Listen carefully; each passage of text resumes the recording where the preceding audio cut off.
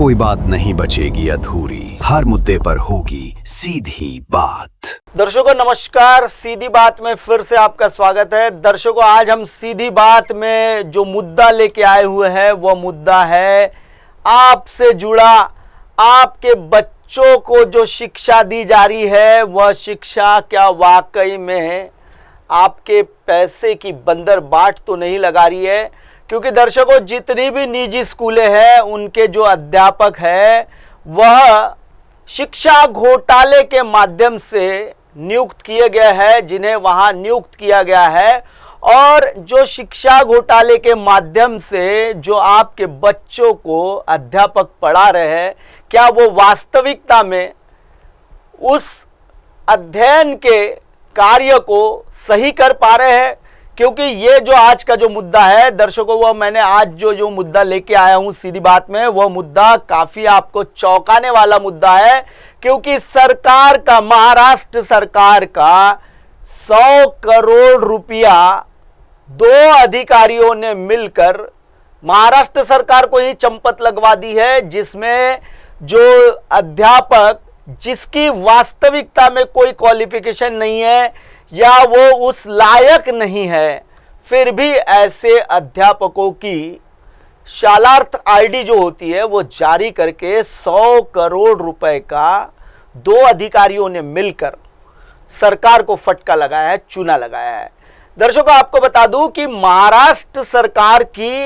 महाराष्ट्र की एक SIT team गठित की गई थी पिछले महीने। अब वो जब जांच पड़ताल कर रही थी, पहले की जो एसआईटी टीम थी वो केवल नागपुर के कार्य को ही, नागपुर जिले के ही कार्य के दायरे में सिमटी हुई थी। लेकिन जब यह शिक्षा घोटाले की परतें खुलते नजर आई और बड़े पैमाने पर अध्यापकों का जो फर्जीवाड़ा इन संस्था संचालकों ने किया हुआ है, जब सरकार के ध्यान में आया तो सरकार ने तत्काल एक एसआईटी की टीम गठित की है जो पूरे राज्य में छापामार कार्रवाई कर रही है और कागज खंगालने का काम कर रही है। ऐसा ही एक एसआईटी की टीम ने 30 तारीख को 2 अधिकारियों को धर दबोचा, जिसमें अभी जो आप जो देख रहे हैं यह वो सिद्धेश्वर काड़ू से है, जो अब सलाखों के पीछे पहुंच गया है। और ये जो अभी आप देख रहे हैं ये वही है रोहिणी कुंभारे, जो कि माध्यमिक विभाग की शिक्षा अधिकारी है जिला परिषद की, और यह भी सलाखों के पीछे पहुंच चुकी है। और दोनों को जिला न्यायालय ने पुलिस हिरासत में पीसीआर न देते हुए सीधा उन्हें कारागृह में, जो जेल है उस जेल में उनकी रवानगी कर दी हुई है। और आपको बता दूं दर्शकों, ये जो 2 अधिकारी जो अभी आपको हमने दिखाए थे, ये वही 2 अधिकारी है जिन्होंने अपने कार्यकाल में 100 करोड़ रुपए का महाराष्ट्र सरकार को चूना लगाया हुआ है। और ये जो कार्रवाई हुई है, ये कार्रवाई एसआईटी की टीम ने की हुई कार्रवाई है। जो राज्य एसआईटी की टीम है वो उसकी अभी जांच कर रही है। दर्शकों आपको बता दूं कि पिछले बुधवार को एसआईटी की टीम ने सबसे बड़ी कार्रवाई करते हुए 2 मौजूदा प्राथमिक शिक्षा विभाग के और माध्यमिक शिक्षा विभाग के 2 बड़े अधिकारियों को गिरफ्तार किया है, जिसमें प्राथमिक शिक्षा विभाग के सिद्धेश्वर काड़ू से और माध्यमिक शिक्षा विभाग की जो रोहिणी कुंभार है उन्हें गिरफ्तार किया है। दर्शकों एसआईटी की टीम ने जो जांच की हुई है, उस टीम की जांच में बहुत सारे मामलों का खुलासा हुआ है, जो कि अपराध क्रमांक 24/25, जिसमें इन पर धाराएं लगी हुई है 319(2), 318(4), 338, 336(3), 340(1), 340(2), 61(2) भारत न्याय संहिता के सहधारा 66 क, जो कि साइबर क्राइम के तहत यह मामला दर्ज किया गया है। दर्शकों आपको बता दूं कि ये जो पूरा जो मामला हुआ है, इस मामले में अब पिछले बार मैंने आपको बताया था कि गढ़चिरौली जिले में और गोंदिया जिले में खलबली मची हुई है, क्योंकि साइबर की टीम खुफिया तौर पर जांच कर रही है और जांच में बहुत सारे कागज खंगाले जा रहे हैं। साइबर की टीम का काम करने का जो शैली होती है, वह जो शालार्थ आईडी ऑनलाइन होती है, उस ऑनलाइन आईडी के बाकायदा सर्वर के डॉक्यूमेंट खंगाले जा रहे हैं और जितने भी जिन पर शक होता है उन आईडियों को वो खंगालते हैं और उस आधार पर ये सारी गिरफ्तारियां हो रही है।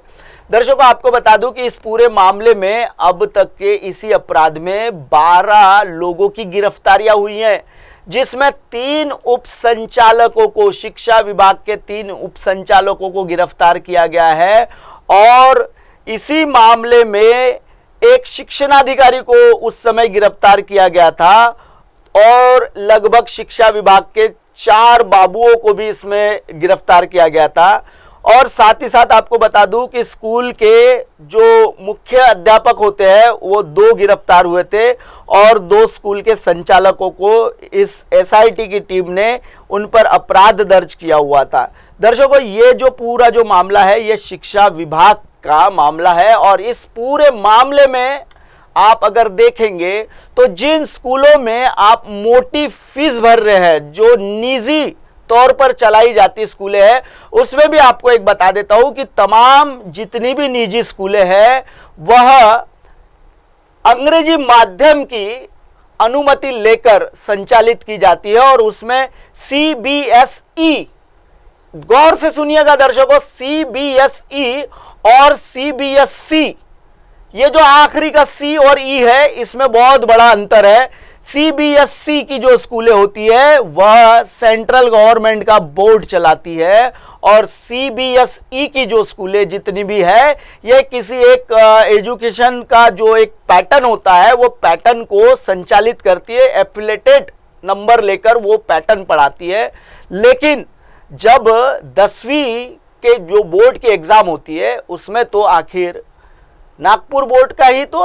पर्चा दिया जाता है, कोई सीबीएसई का पर्चा तो नहीं दिया जाता। लेकिन आप अंग्रेजी माध्यम के स्कूलों में अपने बच्चों को अच्छी शिक्षा देने के लिए उन्हें पढ़ाते हैं और इसी का फायदा शिक्षा संचालक उठाते हैं और आपसे मोटी फीस लेते हैं। जबकि देखा जाए तो इन्होंने एक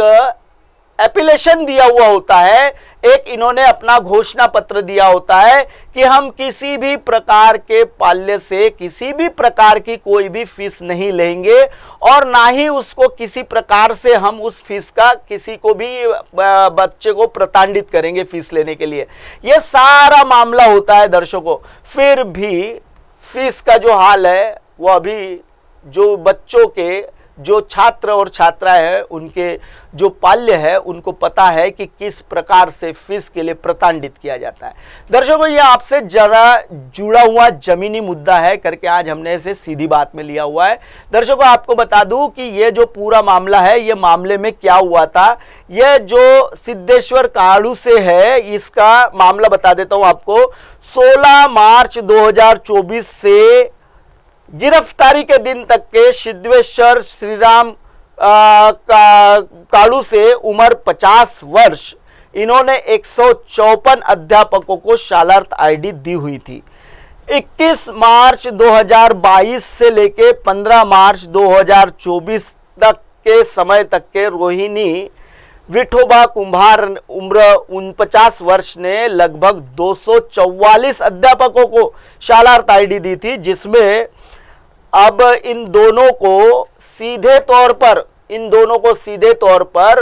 अपराधी मानकर साइबर पुलिस ने अपनी हिरासत में लेकर कोर्ट में पेश किया और कोर्ट ने उन्हें सीधा जेल में रवाना किया है और उसी पर अब जो पुलिस विभाग है, साइबर सेल जो विभाग है, वो फिर से कोर्ट में एक याचिका यानी दायर मामला अर्ज देने वाला है और उसी आधार पर इनका पीसीआर लिया जाएगा और जानकारियां इनसे इकट्ठा की जाएगी। दर्शकों, फिलहाल वक्त हो चला है सीधी बात में ब्रेक का। ब्रेक से लौटने के बाद देखिएगा मेरी सहयोगी के साथ देश और दुनिया की तमाम बड़ी खबरें। बने रहिए एमएनएस न्यूज पर। नमस्कार, मैं Abhishek Bachchan, keep watching MNS news. आप देख रहे हैं एमएनएस न्यूज, सच जरूर।